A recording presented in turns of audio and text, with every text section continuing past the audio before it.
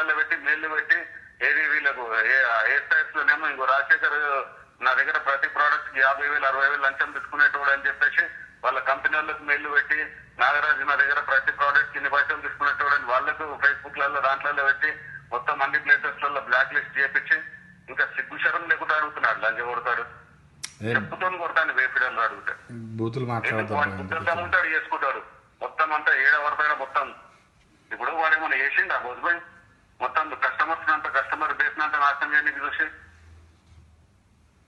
ఏమో వాడి email IDs అన్ని బ్లాక్ చేసేసినారంట అదే అంట ఇదంట అని చెప్తా ఉన్నాడు నాకు. ఏం ఈమెయిల్ ఐడీస్ బ్లాక్ చేశారు? ఏఆర్ ఇంజనీర్స్ది. ఏఆర్ ఇంజనీర్స్ 2 మెయిల్స్ ఉన్నాయి. ఒక మెయిల్ వాని దగ్గరే ఉంది కదా. అదే బ్లాక్ చేసేసినావంట కదా అది కూడా. ఒక మెయిల్ బ్లాక్ చేసిన, ఒక మెయిల్ వాని దగ్గర ఉంది. అదే బ్లాక్ చేసిన బోస్ ఇవన్నీ చెప్పుకుంటూ బ్లాక్ చేసిన మరి ఎవరు?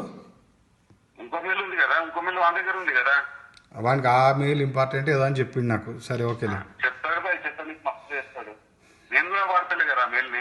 ఇప్పుడు ఎట్లా సొల్యూషన్ ఎట్లా రవి భాయ్? ఇట్లా అయితే ఎట్లా చెప్పండి. బోస్ భాయ్ ఇప్పుడు ఇద్దరు తగ్గితే సొల్యూషన్ వస్తుంది.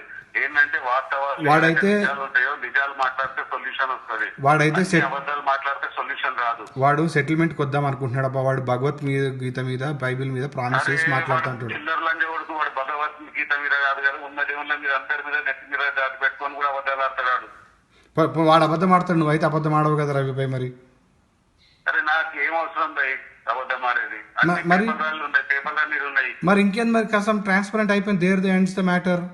ఎవరు దాన్ని సపరేట్ చేసి చెక్ చేసుకుంది కదా, మళ్ళీ ఇంకెందుకు మరి అప్పుడే ఎండ్ కావాలి మ్యాటర్. ఎందుకు ఎండ్ కాలేదు? అది ఎందుకు ఎండ్ కాలేదు నీకు ఆయనకే తెలియాలి. మరి నాకు అమ్మరికే తెలియాలంటే ఇప్పుడు నువ్వు వస్తావు, నువ్వు మధ్యలో వస్తావు, మళ్ళీ తర్వాత ఇంకొకడు కూడా వస్తాడు.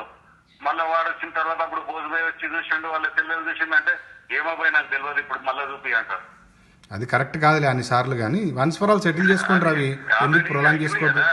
ఆల్రెడీ ఒకసారి వాళ్ళ సిస్టర్ వచ్చినప్పుడు అన్ని చూసిర్రు, చెప్పిర్రు, అంత ఓకే అన్నారు. మళ్ళీ ఇదేంటి మళ్ళీ పంచాయతీ? నేను చెప్తున్నా కదా, ఇప్పుడు ఒక్కొక్క ఇష్యూని సెటిల్ చేయాలి. ఫస్ట్ ఆఫ్ ఆల్ ఏవైతే జాయింట్లు ఉన్నాయో ప్రాపర్టీ